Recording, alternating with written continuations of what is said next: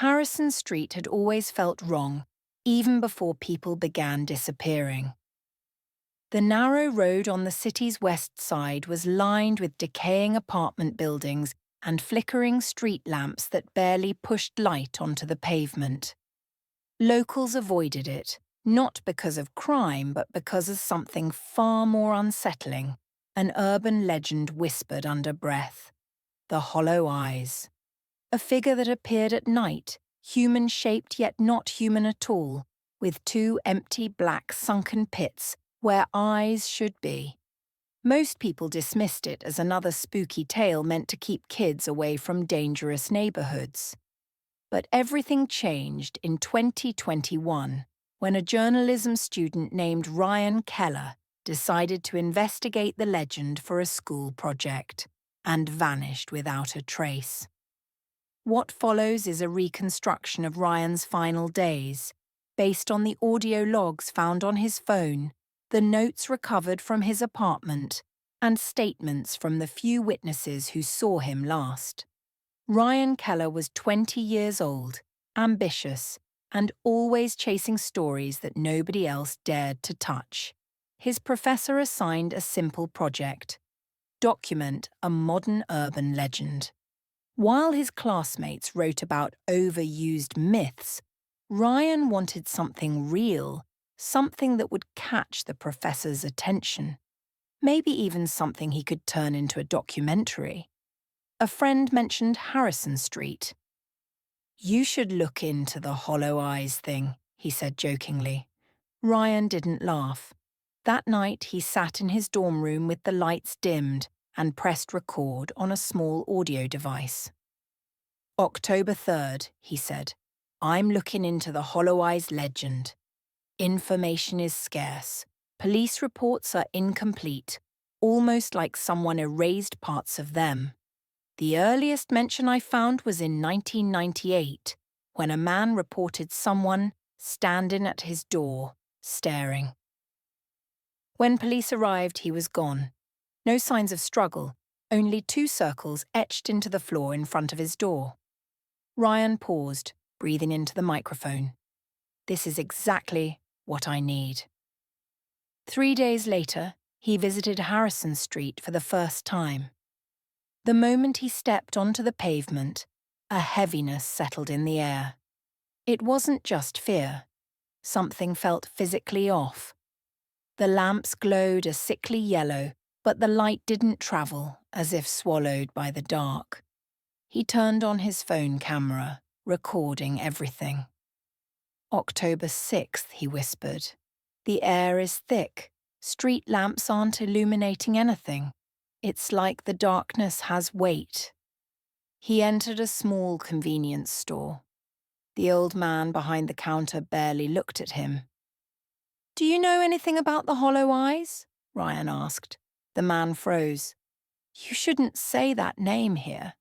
"You've heard of it." "Heard?" The man scoffed. "I've seen." Then his voice dropped. "But seeing isn't the right word. It sees you." Ryan felt the hairs rise on the back of his neck. "How does it look?" he asked. "Like a man, but not," the man replied. "Long limbs, the face wrong, the eyes empty, but deeper than emptiness. You don't see eyes. You see the space where eyes should be." Before Ryan could ask more, the man abruptly closed the counter window and locked the door. When Ryan reviewed his footage that night, he noticed something in one of the video frames. A shape between the apartment buildings, a tall, still silhouette, completely black, and two faint white ovals where eyes would be. He tried to rationalize it. Lens flare? A person standing in the shadows? But deep down, he knew better. That night, someone knocked on his dorm room door. 3 slow knocks. Tock, tock, tock. He opened the door. The hallway was empty, but on the floor, scratched into the wood, were 2 hollow circles. Ryan barely slept. The next day, he returned to Harrison Street with a mix of curiosity and dread. This time, he entered the abandoned apartment complex at the end of the street. the same building where the first disappearance had been reported in 1998. The front door creaked open despite being swollen with age. The air inside was cold, colder than outside, and smelled faintly of mildew and iron. He began climbing the stairs, filming the entire ascent. The fourth-floor apartment, the missing man's apartment, was open.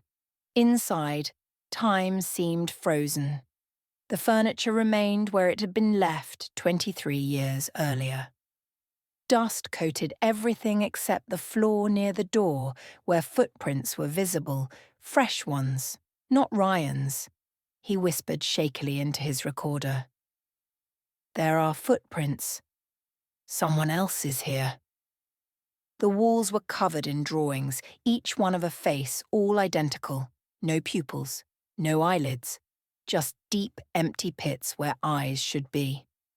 A faint scratching sound came from the closet. Ryan approached slowly, his breath shaking. The closet door creaked. Inside was nothing but darkness, too deep for a room that small. Then two pale, hollow circles appeared, floating in the void, unmoving. Ryan stumbled back, dropping his phone. When he grabbed it, the eyes were gone. He ran.